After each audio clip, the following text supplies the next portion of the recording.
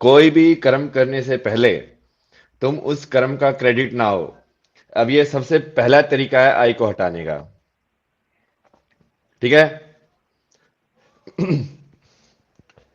अब यहां पे चलते हैं। अब तुमने यहां पे तो हम पिछले एपिसोड तक समझ गए थे कि कर्म इशू नहीं है। इशू क्या है? I is doing it. तो कोई भी यदि तुम कर्म कर रहे हो, उस कर्म से पहले यदि तुम उस कर्म को, चाहे वो बढ़िया कर्म हो, खराब कर्म हो, जैसा भी कर्म हो, अब तुमको नहीं पता है, तुम्हारे ऊपर है ही नहीं, तुम कर ही नहीं रहे हो। तो सबसे पहले तुम क्या करोगे? उस कर्म को समर्पित कर दोगे। समर्पित कर दोगे मतलब कि भाई इस अकाउंट में चाहे अब इससे सम्मान मिले, अपमान मिले, चाहे इससे प्रेज मिले कि हाँ भाई बाबा जी ने बहुत बढ़िया एपिसोड किया, बहुत समझ में आया, चाहे ऐसे आए कि भाई क्या कर रहा है, ये तो कुछ नहीं है, इसे तो ब्ला ब्ला ब्ला ब्लू करता रहता है। अब वो जो भी होगा मेरे खाते में नहीं जाएगा, हो जाएगा महादेव के खाते में। ठीक है। इसको क्या बोलते हैं? कर्म योग। हम ये चाहे कुछ भी काम कर रहे हो, उस कर्म को यदि तुम करने से पहले भगवान को समर्पित कर दो, या फिर किसी बड़ी एंटिटी को समर्पित कर दो, तुम खुद उसका क्रेडिट ना लो। खुद क्रेडिट लेने का मतलब क्या होता है? खुद क्रेडिट लेने का मतलब है कि वो आई के खाते में जा रहा है। तो आई को तो पकड़ना था हमको, है ना? इसको तो पकड़ना था कि ये नहीं होना चाहिए। I am not doing, Shiva is doing. I know, Shiva yes. ये आजकल के तुम लोग ऐसे ही समझते हो ना, ग्रीन फ्लैग रेड फ्लैग, तो इसको ऐसे ही समझ लो। आए red flag, Shiva green flag. तुम अपनी लाइफ में बैठ के तुम ध्यान भी नहीं कर पा रहे हो, तुम कुछ और भी नहीं कर पा रहे हो, तुम नाम जप भी नहीं कर पा रहे हो, तुम कुछ भी नहीं कर पा रहे हो। तुम गृहस्थी में हो, तुम अपना एग्जाम लिख रहे हो, तुम एग्जाम तुम्हारा सही होगा, खराब होगा। अब तुम कुछ और कर रहे हो कि तुम जॉब में के अंदर इतने पैसे कमा रहे हो, ये सब करना। ठीक है। अब वो चीज को सबसे इजी जो है कि और ये इसका उस सवाल का जवाब भी है कि क्या योगी बनने का मतलब यही है कि सब कुछ छोड़ के तुम चले जाओ और तुम लाइक ध्यान में बैठे रहो, तुम प्राणायाम करोगे तभी तुम योगी हो सकते हो? नहीं। तो जो कृष्ण ने जो अर्जुन को सिखाया था, क्योंकि अर्जुन के मन में भी यही आया था, जब अर्जुन को इतना सारा ज्ञान दिया कि भाई देखो आत्मा ऐसी होती है, आत्मा अमर होती है, आत्मा तो कोई कुछ नहीं होता है, ये सारे कर्म तो ऐसे ही चल रहे हैं, ये सब तो माया है, ये सब तो इल्यूजन है। तो अर्जुन के मन में क्या ख्याल आया? अर्जुन बोला कि यार जब ऐसा ही है तो फिर आप मुझे लड़ने के लिए, ये सब करने के लिए क्यों बोल रहे हो? मतलब आप मुझे फंसा रहे हो। आप तो खुद तो बोल रहे हो कि ये सारी चीजें ऐसी है, माया है, कुछ फायदा नहीं है इन सब चीजों का, एक्चुअली में तो ये पहले से ही मरे हुए हैं, सारी चीजें बोल रहे हो, और उसके बाद बोल रहे हो कि तू इनको मार। मतलब ऐसे थोड़ी है, मैं भी सब कुछ छोड़ के संन्यास ले लूंगा, मैं भी किसी जाके अपना कुटीर में बैठूंगा और अपना ध्यान करूंगा।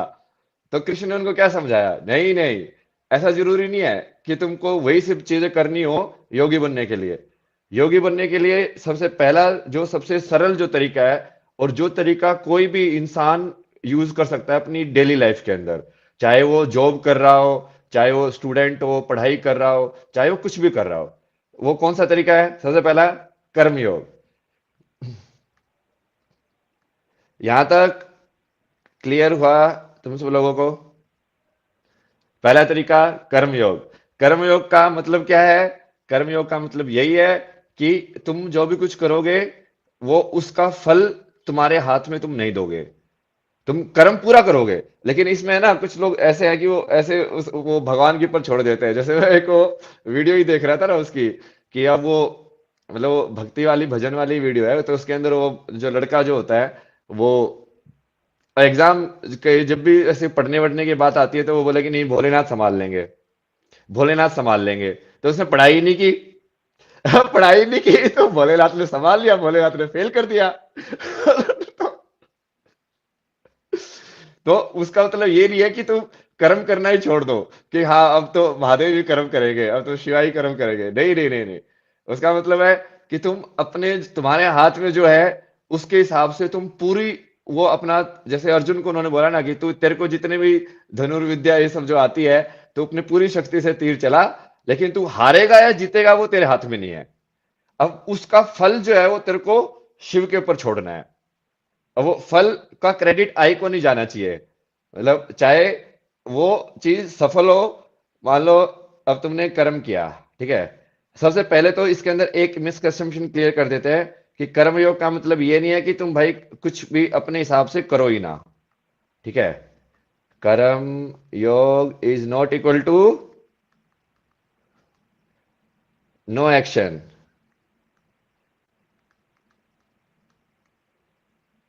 समझ में आया? पहला मिसकंसेप्शन। कर्मयोग के मतलब कि तुम अपनी एबिलिटी के हिसाब से, जैसे अब इसको तुम लाइक मैं अपने एग्जांपल से तुमको समझा सकता हूं कि अभी अपनी एबिलिटी के हिसाब से मैं इस स्ट्रीम को जितना बेहतर तरीके से कर पा रहा हूं, आई एम ट्राइंग। अब इसके बाद क्या होगा क्या नहीं होगा, अब वो मेरे को नहीं पता। इसके बाद जितनी मैं अपनी एबिलिटी से जितना भी है वो कल की वर्ल्ड को सेटअप करने के लिए, हम जितना भी बोले थे साइंस एंड स्पिरिचुअलिटी को ज्वाइन करने के लिए, अब तुम लोगों को आध्यात्मिकता और ज्ञान सिखाने के लिए मैं अपनी साइड से पूरी कोशिश कर सकता हूँ कि जितना मुझे आता है, जितना मेरे को समझ में आता है, जितने मेरे पास तरीके हैं, मैं उन सारे तरीकों का यूज करके और तुम लोगों को समझाने की कोशिश कर रहा हूं। अब उसके बाद अब एक्शन तो पूरा हुआ ना इसके अंदर, और इसका मतलब है नो एक्शन नहीं है, इसका मतलब क्या है? Full action. क्लियर? हाँ, 100% action, but focus on the result is equal to zero. अब यही है जब तुम लोग बोलते हैं ना कि वो अर्जुन का वही सवाल था कि यार बिना फल की इच्छा के कर्म कैसे हो सकता है, क्योंकि कर्म योग के अंदर सबसे बड़ा इंसान यही पे फंसता है कि यार मैं तो यही सोचूंगा ना कि मैं युद्ध में जब तीर चलाऊं तो सामने वाला हारे, सामने वाला मरे। अब वो उस चीज में विरोधाभास नहीं है, क्योंकि ऑब्वियसली तुम अपनी एबिलिटी के हिसाब से तो वही सोचोगे और उसके हिसाब से ही कर्म करोगे। क्योंकि मैं यदि पहले से ही सोच के मान लूं कि तुमको समझ में नहीं आएगा तो फिर कोई फायदा नहीं है उस चीज का। मैं तो यही सोचूंगा ना कि हाँ मैं समझा रहा हूं और तुम लोगों को भाई पूरा बढ़िया से लाइक तुम लोगों के दिमाग में जा रहा है और उसके हिसाब से कर्म करूंगा। बट यदि वो नहीं हुआ या हुआ, अब उससे डिटैचमेंट चाहिए। तो उसका ये इंटेंशन नहीं है कि तुम कुछ प्लान ना करो, तुम कुछ सोचो नहीं कि हाँ ये चीज ऐसे होनी चाहिए, नहीं। तो दूसरा मिसकंसेप्शन, निष्काम कर्म का जो कंसेप्ट है, जो कि मेरे को भी जब बचपन में होता था ना बहुत अटपटा लगता था गीता का ये वाला। कि बिना बिना फल की इच्छा के कर्म कैसे करेंगे। तो उसमें एक्चुअली वो नहीं है कि तुम बिना फल की प्लानिंग किए कि यार अब मैं ये पेड़, आम का पेड़ लगाऊंगा तो आम का पेड़ उगना चाहिए, तो ऑब्वियसली वो प्लानिंग तो करूंगा मैं। बट मान लो कुछ और हो गया, भगवान ने बाढ़ ला दी, कुछ और ला दिया, ये हो गया, तो उसको भी मैं पूरी तरीके से एक्सेप्ट करूंगा कि चलो ठीक है। उसके अंदर मेरे अंदर कोई भी नेगेटिव या पॉजिटिव इंटेंशन नहीं आनी चाहिए, एक्सेप्ट द आउटकम। हाँ, अर्जुन यदि तीर चलाएगा तो तीर तो चलाएगा वो जीतने के लिए ही, वो अपनी इंटेंशन से तो जीतने के लिए ही चलाएगा। ऐसा नहीं है कि वो हारने के लिए चलाएगा, क्योंकि यदि वो हारने के लिए चलाएगा तो वो पहला वाला पॉइंट पूरा नहीं होगा। पहला वाला पॉइंट क्या था? Karmayoga is equal to full action. इसको कृष्ण एक और दूसरे तरीके से समझाते थे कि वो रिजल्ट से ना तुमको, जैसे मान लो तुम सफल हो गए, जीत गए युद्ध के अंदर, तो ऐसा नहीं है कि तुम बहुत ज्यादा खुश हो जाओ, क्योंकि खुश होने का मतलब तो वही होगा आई, तुम बोलोगे हाँ भाई मैंने एग्जाम क्लिक कर दिया, मैं तो ऐसा हूं। जैसे बहुत सारे लोग होते हैं ना, ये जितने सारे जितने भी लोग बड़े बनते हैं उनके अंदर सबसे ज्यादा ही आता है, बोलते मैंने तो इतना हार्ड वर्क किया, मैंने इतना स्ट्रगल किया। हाँ भाई तूने स्ट्रगल किया, हार्ड वर्क किया, बट तू ये चीज को क्यों भूल गया है कि फल एक्चुअली में देने वाला वही है। तू चाहे कुछ भी कर ले, अब तुम बहुत सारा तुमने हार्ड वर्क किया, स्ट्रगल किया, बट कोविड आ गया। फिर तुमने बहुत हार्ड वर्क किया, स्ट्रगल किया, बट कुछ और हो गया संसार के अंदर। अब वो चीज, इस चीज को समझना कि जो फाइनली तुम जितने भी कर्म, जितना भी प्लानिंग कर लो, बट वो जो अनसर्टेन एलिमेंट है, वो जो एक ऐसी चीज है कि तुम्हारा जो ज्ञान जो है वो कभी भी इतना परिपूर्ण नहीं हो सकता कि तुम भगवान के बराबरी कर लो, कि तुम उस चीज को सर्टेनिटी के अंदर कन्वर्ट कर दो।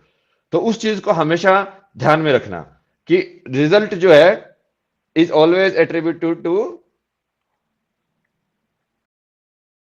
अब इस तरीके से ही मरता है आय, क्योंकि आय कर्म भी पूरा कर रहा है, आय कर भी इंटेंशन के साथ रहा है, बट उसको लास्ट के अंदर सारा क्रेडिट खुद को नहीं लेना है।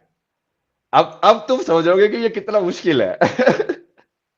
जो भी रिजल्ट आएगा वो मैं अपने खाते में नहीं लिखूंगा, वो मैं ये नहीं बोलूंगा कि मैंने किया है।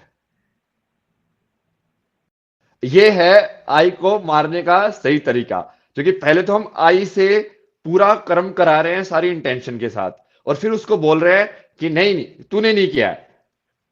क्योंकि हमेशा लोग क्या करते हैं ना, जब नेगेटिव आता है तो भगवान के ऊपर कर देते हैं कि नेगेटिव तो भगवान ने कराया है, और जब पॉजिटिव रिजल्ट आता है तो बोलते हैं मैंने किया है। जितने भी तुम बड़े बड़े लोगों को देखोगे ना, मोस्टली तुमको यही एटीट्यूड दिखेगा। जब वो पॉजिटिव हो जाता है तो वो सोचते हैं कि वो उन्होंने किया है, और जब वो नेगेटिव फैलाता है तो बोलते हैं कि नहीं नहीं ये तो समाज की वजह से है, ये तो भगवान की वजह से है, ऐसे ऐसे। तो हमेशा उस चीज का ध्यान रखना कि पॉजिटिव के अंदर कभी भी हमेशा ईगो जो है वो सबसे ज्यादा पकड़ती है। कि यदि वो चीज पॉजिटिव हो रही है तो उसके अंदर सबसे ज्यादा तो अहंकार जो है ना आके वही बोलता है कि यार तू तो बड़ा बहुत बड़ी चीज बन गया है, और तूने इतनी मेहनत की, तूने इतने साल तपस्या की, तूने आज तेरे को फल मिल गया है उसका।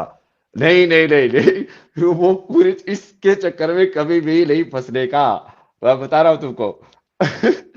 और इसके चक्कर में यदि मैं भी फंसू तो मुझे भी याद दिला देना कि बाबा जी आप तो देखो ऐसे बोलते थे, आज आप ऐसे बोल रहे हो, ये आप बिल्कुल गलत कर रहे हो, आप कर्मयोगी नहीं हो।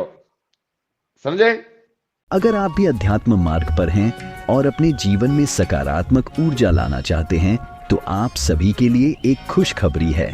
माय ज्ञानालया की तरफ से आप सभी को रुद्राक्ष ब्रेसलेट, माला, भगवान श्री कृष्ण की प्रिय वैजयंती और तुलसी माला इत्यादि पर दी जा रही है 50% तक की छूट।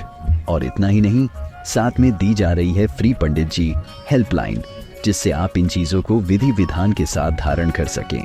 तो अभी कमेंट बॉक्स या डिस्क्रिप्शन में दी गई लिंक पर जाएं और इस अवसर का पूरा लाभ उठाएं।